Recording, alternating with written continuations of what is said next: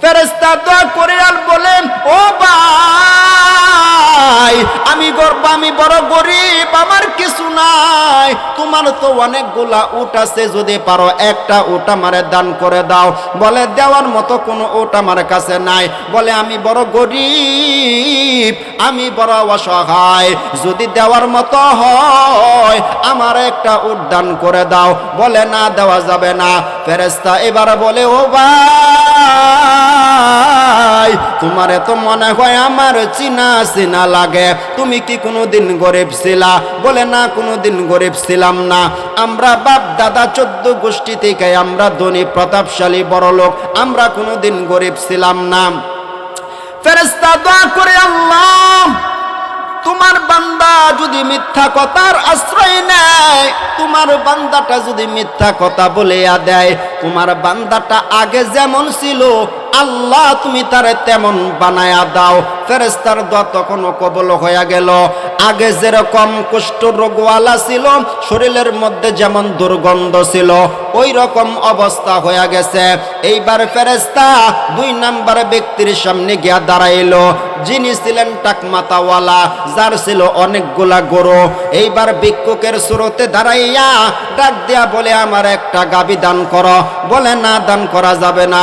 বলে আমি বড় অসহায়, যদি দেওয়ার মতো হয় আমার একটা গাভী দান করিয়া দাও। বলে না, দেওয়া যাবে না। এইবার কি করবে? ফেরেশতা বলে, ও ভাই, তোমারে তো মনে হয় আমার চিনা চিনা লাগে, তুমি কি কোনোদিন গরিব ছিলা? বলে না, কোনোদিন গরিব ছিলাম না। ফেরেশতা দোয়া করেন, আল্লাহ, তোমার বান্দা যদি মিথ্যা কথা বলে দেয়, তোমার বান্দা আগে যেমন ছিল তুমি তারে তেমন বানায়া দাও। 2 নাম্বার ব্যক্তি আগে যেরকম টাকমাতাওয়ালা ছিল ওই রকম অবস্থা হয়ে গেছে। আল্লাহ যা গাবি দান করেছে সব গাবি আল্লাহ সিনায়া নিয়েছে, আগের মতো গরিব হয়ে গেছে। এইবারে 3 নাম্বার ব্যক্তির সামনে গিয়া দাঁড়াইলো, যিনি ছিলেন অন্ধ, চোখে তাকায়া দেখতো না, যারে আল্লাহ বহু বকরির মালিক বানায়া দিয়েছে। ফেরেশতা মানুষের স্রোতে দাঁড়াইয়া ভিক্ষুকের বেশে ডাক দিয়া বলে, ও ভাই, আমি বড় অসহায়, যদি তোমার দেওয়ার মতো হয় আমার একটা বকরির বাচ্চা দান করে দাও। 3 নাম্বার ব্যক্তি ডাক দিয়া বলে, ভাই, আমার যত বকরি তাকাইয়া দেখতেছো এর একটা বকরির মালিকও কিন্তু আমি না, এই সবগুলা বকরি আমার মাওলায় আমারে দান করিয়া দিছে, যদি তোমার লাগে একটা বকরি না, তুমি আমার সব বকরি নিয়ে যাও। ফেরেশতা ডাক দিয়া বলে, ও যুবক, দুনিয়াতে নেওয়ার জন্য আসি নাই, আল্লাহ পাকের ওয়ার্ডার, পরীক্ষা শুরু হয়ে গেছে, পরীক্ষাতে 2 জন ফেল করেছে, তুমি পাস করেছ, আমি দোয়া করিয়া গেলাম আল্লাহ পাক যেন তোমার নিয়ামত আরো বাড়ায়া দেয়। ফেরেশতা দোয়া করছে, 3 নাম্বার ব্যক্তির সম্পদ বেড়ে গেছে। আর যারা মাওলার নিয়ামত পাইয়া মাওলারে ভুলিয়া গেছে, মাওলার নিয়ামতের শুকর আদায় করে নাই, আল্লাহ তাদের নিয়ামত ছিনায়া নিছে। বোঝা গেল আল্লাহর নিয়ামত পাইয়া শুকরিয়া আদায় যারা করবে, মহান আল্লাহ তার নিয়ামত আরো বেশি বাড়ায়া দিবে। কথা কোন ঠিক কিনা? আইয়ুহাল্লাযীনা আমানু সাল্লু আলাইহি ওয়া সাল্লিমু তাসলিমা। আল্লাহুম্মা সাল্লি আলা মুহাম্মাদিন ওয়া আলা আলি মুহাম্মাদ কামা সাল্লাইতা আলা ইব্রাহিম ওয়া আলা আলি ইব্রাহিম ইন্নাকা হামিদুম মাজিদ। আল্লাহুম্মা বারিক আলা মুহাম্মাদিন ওয়া আলা আলি মুহাম্মাদ কামা বারাকতা আলা ইব্রাহিম ওয়া আলা আলি ইব্রাহিম ইন্নাকা হামিদুম মাজিদ। আলহামদুলিল্লাহ, আল্লাহ পাকের দরবারে লাখ কোটি শুকর যে আল্লাহ রব্বুল আলামিন আমাদেরকে দুনিয়ার কাজকাম থেকে ফারেক করে উলামা ইকরামদের মজলিস, জান্নাতের বাগানে আসার বসার, কিছু কথা বলবার শুনবার তৌফিক দান করেছেন। সেই মালিকের দরবারে মনোজার করে দিয়ে অন্তরস্থল থেকে কালিমাতুশ শুকর আলহামদুলিল্লাহ। আমি আপনাদের সামনে বরকতের নিয়তে ছোট একটি আয়াতে কারিমা তেলাওয়াত করেছি।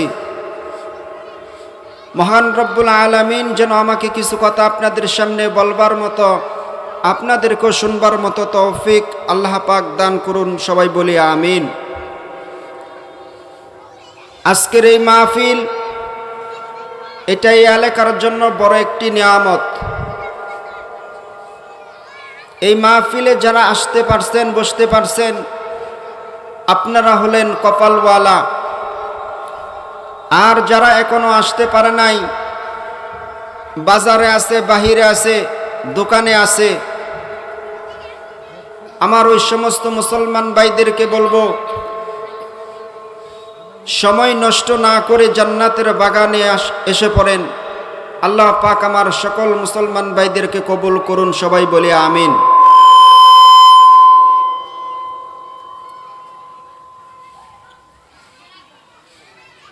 এই জন্য বেশি বেশি করে মহান রব্বুল আলামিনের দরবারে শুকর আদায় করা,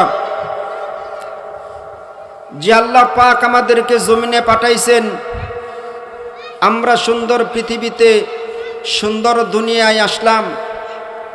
এই দুনিয়ায় থাকতেছি, খাইতেছি, চলতেছি, কিন্তু আমার সৃষ্টিকর্তা আমার আল্লাহ আমাকে কেন দুনিয়াতে পাঠাইলেন সেই চিন্তা আমরা করি না।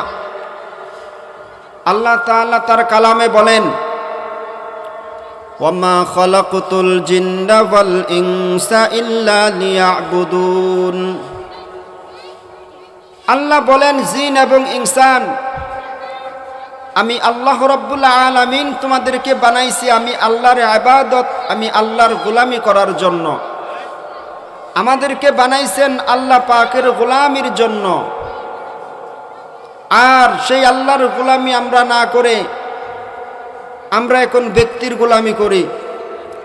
এই জন্য যে আল্লাহ বানাইছেন, দুনিয়াতে পাঠাইছেন সেই আল্লাহর গোলামি করার জন্য, সে আল্লাহ পাকের ইবাদত করার জন্য, আল্লাহ পাকের নিয়ামতের শুকর আদায় করার জন্য, আল্লাহর হুকুম মানার জন্য, রসুলের তরিকা অনুযায়ী চলার জন্য আমরা সেদিকে কোনো লক্ষ্যই করি না। আমরা যে দুনিয়াতে আসছি, আমাদেরকে যে চলে যাইতে হবে সেই চিন্তাই আমাদের নেই। আপনারা বলেন যে আল্লাহ পাক আমাদেরকে দুনিয়াতে পাঠাইছেন, আমাদেরকে কি একদিন মরতে হবে কিনা? আমাদেরকে মৃত্যুবরণ করতে হবে, এই দুনিয়া ছেড়ে কবর জগতে চলে যেতে হবে। আপনার আমার জানাজার নামাজ যেই ইমাম পড়াবে সেই ইমাম কিন্তু রেডি আছে। আপনাকে আমাকে যেই পালকি দিয়া সাজায়া পরায়া কবর জগতে নিয়ে যাইবে সেই পালকিও কিন্তু মসজিদে রেডি আছে। কিন্তু আপনি আর আমি যে মরে যাব, আপনি আর আমি যে কবর জগতে চলে যাব, আপনার আমার রেডি হওয়ার কোনো খবর এখনো নাই। এই জন্য মরণের প্রস্তুতি নেওয়া, যে এই দুনিয়া চিরদিন থাকবার দুনিয়া না, এই দুনিয়ার জমিন ছেড়ে আমাদেরকে চলেই যাইতে হবে। কথা ঠিক না? এই জন্য কবি বলেন, আজ না হয় কাল তুমি যাইবা কবরে, যাওয়ার সময় দেখবি চেয়ে গো, তোমার সবই রইল পরে, যাওয়ার সময় দেখবি চেয়ে গো। মুসলমান ভাইরা আমার,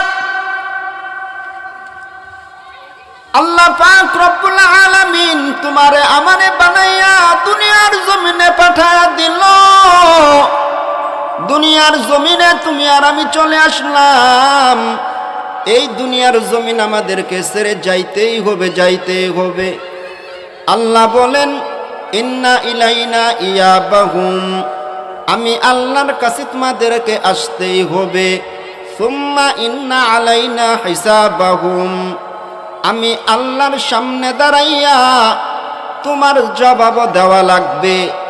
আল্লাহর কাছে যাইতে হবে, তার কাছে জবাব দিতে হবে। যদি মনে করি যাব না, পেছনের দিকে তাকায়া দেখো, বাবা চলে গেছে, দাদা চলে গেছে, নানা চলে গেছে, নানি চলে গেছে, তুমিও চলে যাইবা, আমিও চলে যাইব। এই জন্য কবিতার পরে বলেন, দাদা গেল, নানা গেল, কেউ এলো না ফিরে, সবারই যাইতে হবে গো ভাইজান অন্ধকার কবরে, সবারই যাইতে হবে গো। যদি আজরাইল আসে, আমাদের কি কি জানায় আসবে যে আজকে আসতেছি তোমার জানটা নেওয়ার জন্য? এটা জানায় আসবে না। আজরাইলের সামনে কোনো জরুরত, কোনো অজুহাত তার সামনে চলবে না। আজরাইল বলবে আর দেরি নয়, চলো তারা করে, কোনো অজুহাত শুনিবে না রে, নিবে কলিজাটা সিরে, কোনো অজুহাত শুনিবে না রে। মুসলমান ভাইরা আমার, মরে যাইব, চলে যাইব কবরে। ওই কবরে তুমি কে নিয়ে যাইবা, ওই চিন্তা করবার কোনো সময় নাই, ওই চিন্তা মাথার মধ্যেও তোমার নাই। আল্লাহ তাআলা এত আদর করিয়া বানাইয়া দুনিয়াতে পাঠাইয়া দিল। কেমন আল্লাহ এত আদর করিয়া বানাইয়া বান্দা তোমারে দুনিয়ায় পাঠাইলো। আল্লাহ তাআলা ডাক দিয়া বলে, ও রহমতের ফেরেশতা, আমার বান্দার দুইটা হাত এভাবে বানাও, আমার বান্দার পাও এভাবে বানাও, আমার বান্দার পেট এভাবে বানাও, আমার বান্দার পেট এভাবে বানাও, কিন্তু আমার বান্দার চেহারা বানাইবা না। এই বান্দার চেহারা আমি আল্লাহর কুদরতি হাত দ্বারা বানাবো। কারণ বান্দা এই জবান দিয়ে আমি আল্লাহরে আল্লাহ বলিয়া ডাকবে, এই কপাল দিয়ে আমি মালিকের কদমে সেজদা দিবে, এই জবান দিয়া বান্দা আমি আল্লাহরে মজা করিয়া ডাকবে। এই জন্য আল্লাহ তোমারে দয়া করিয়া বানাইছেন, এত মায়া করিয়া আল্লাহ বানাইছেন। মুসলমান ভাইরা আমার, ও বান্দা, দুনিয়ার কাজে যখন তুমি গুনার কাজে দৌড় দাও, গুনার কাজ যখন তুমি করতে শুরু করিয়া দাও, আল্লাহ ডাক দিয়া বলে, ও রহমতের ফেরেশতা, আমার বান্দার আমল নামায় গুনাহ লিখবা না। বান্দা গুনাহ করে ফেলবে, তারপরও তোমরা গুনাহ লিখবা না, কারণ আমার বান্দা আমি আল্লাহর কাছে মাফ চাইবে,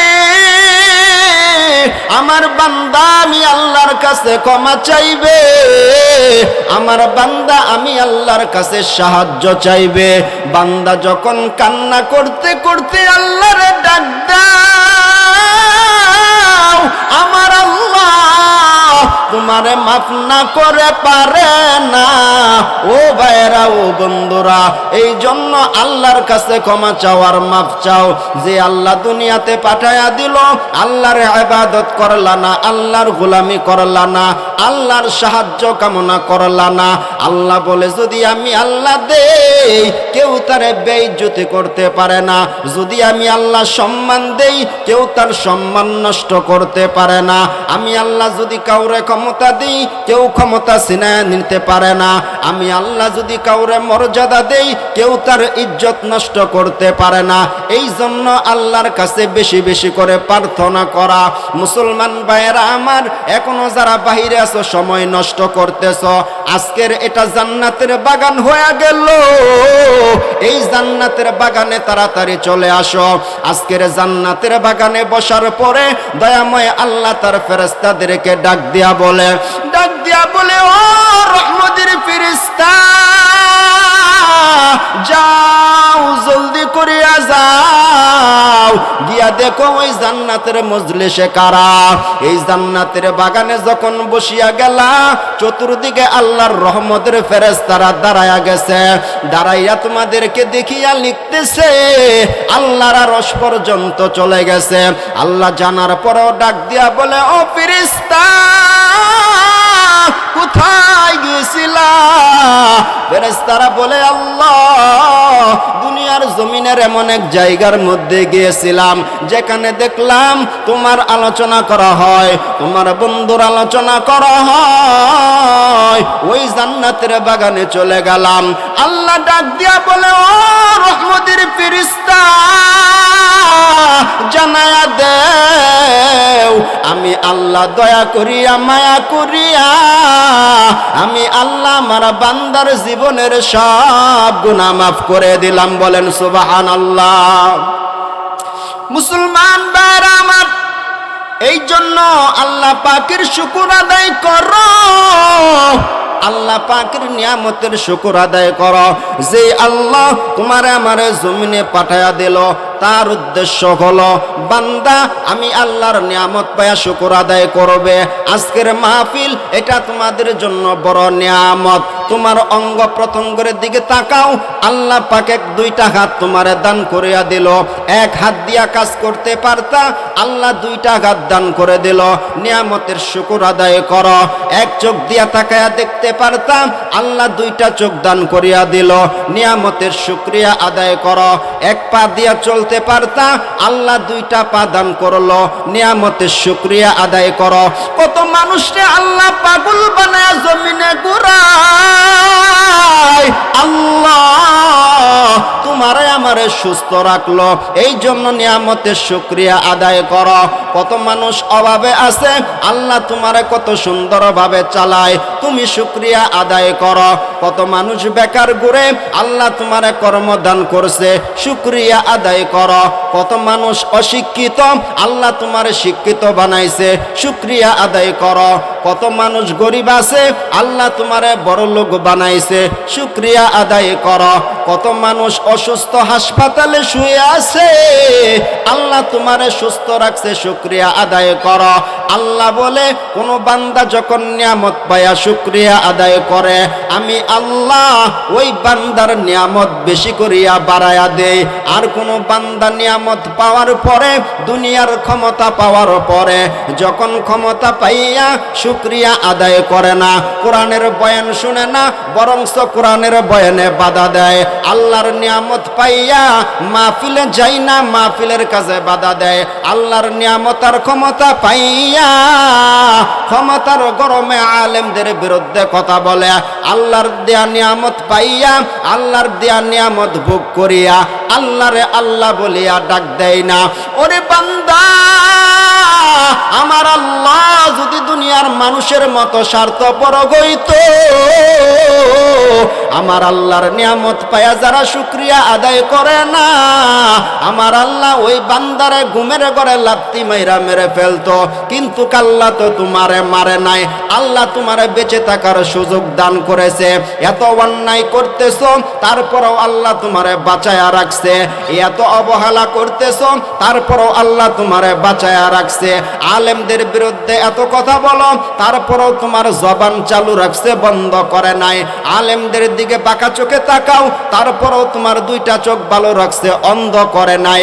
ওরে মুসলমান ভাই, ভালো করিয়া মনে রাখবা যে আল্লাহর আল্লাহর দেওয়া সম্মান, আল্লাহ আলেমদেরকে সম্মান দিয়েছে, আর আলেমদেরকে বেইজ্জতি করবা। সামথিং সামান্যতম ক্ষমতা কাজে লাগবে, ক্ষমতা যখন চলে যাইবে পালাইবার রাস্তাও খুঁজে পাইবা না। কথা কোন ঠিক কিনা? মুসলমান ভাইরা আমার, এই জন্য বলতে চেয়েছিলাম নিয়ামতের শুকরিয়া আদায় করো। নিয়ামতের শুকরিয়া আদায় করলে আল্লাহ নিয়ামত বাড়ায়া দেয়, আর শুকরিয়া আদায় না করলে আল্লাহ নিয়ামতকে ছিনায়া নেয়। বোঝানোর জন্য ছোট একটি ঘটনা তোমাদের সামনে তুলে ধরি।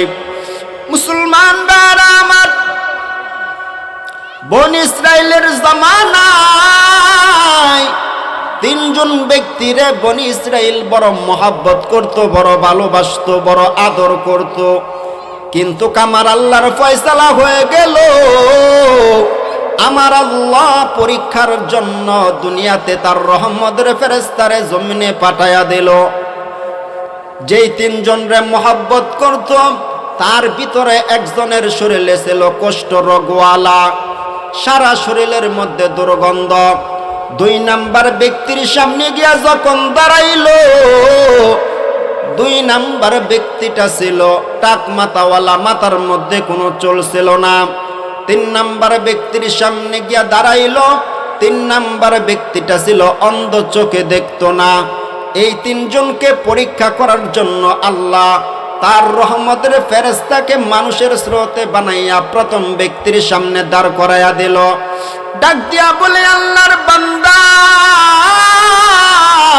তোমার তো শরীরের মধ্যে কুষ্ঠ রোগওয়ালা, তোমার শরীরের মধ্যে দুর্গন্ধ, তোমার তো সমাজের কেউ দেখতে পারে না, সবাই তো তোমারে অবহেলা করে, তুমি তোমার আল্লাহর কাছে কি পাইলে খুশি হইবা?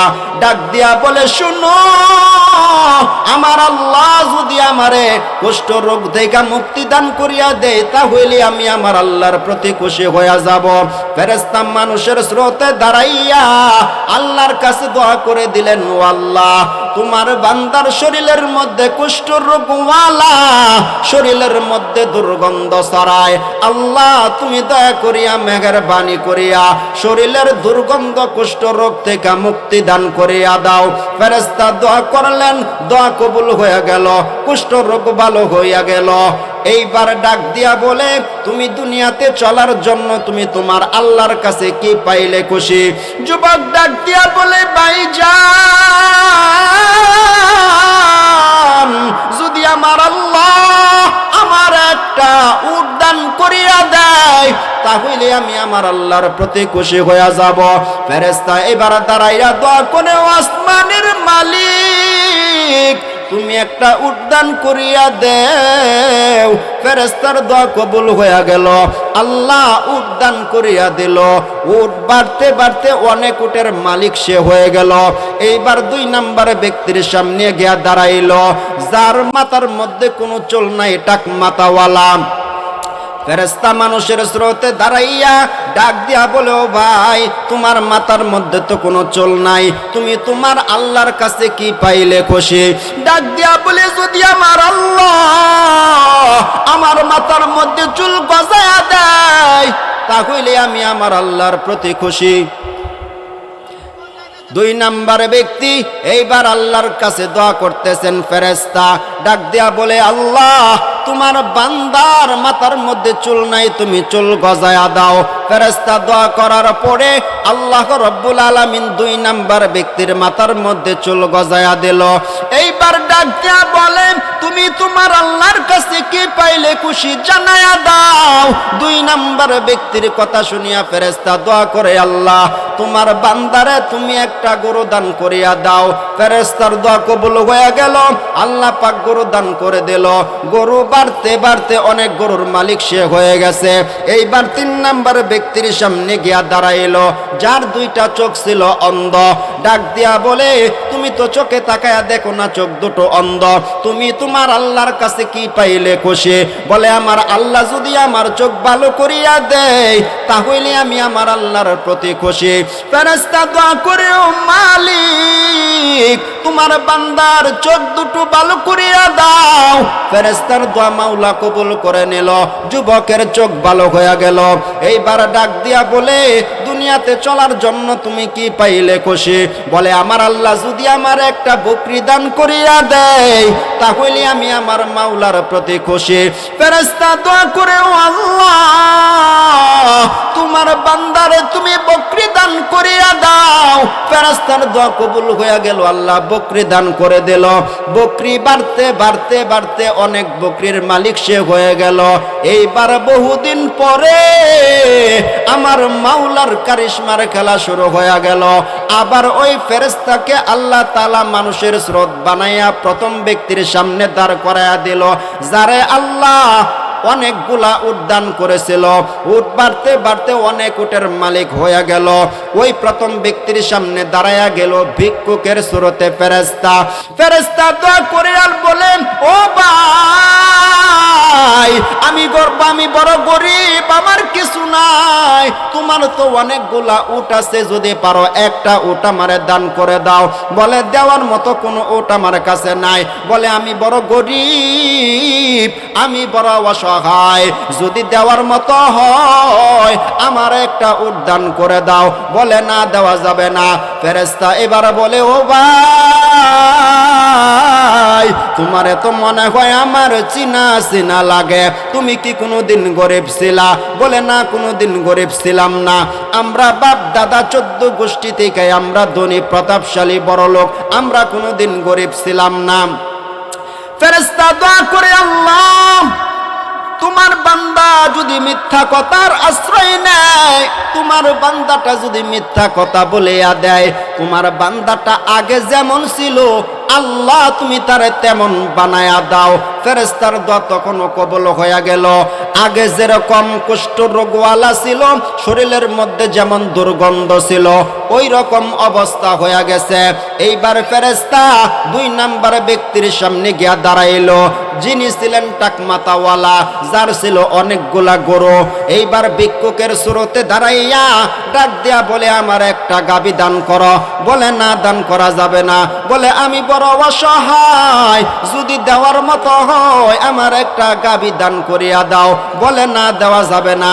এইবার কি করবে? ফেরেশতা বলে, ও ভাই, তোমার তো মনে হয় আমার চিনা চিনা লাগে, তুমি কি কোনোদিন গরিব ছিলা? বলে, না, কোনোদিন গরিব ছিলাম না। ফেরেশতা দোয়া করেন, আল্লাহ, তোমার বান্দা যদি মিথ্যা কথা বলে দেয়, তোমার বান্দা আগে যেমন ছিল তুমি তারে তেমন বানায়া দাও। 2 নাম্বার ব্যক্তি আগে যেরকম টাকমাতাওয়ালা ছিল ওই রকম অবস্থা হয়ে গেছে। আল্লাহ যা গাবি দান করেছে সব গাবি আল্লাহ সিনায়া নিয়েছে, আগের মতো গরিব হয়ে গেছে।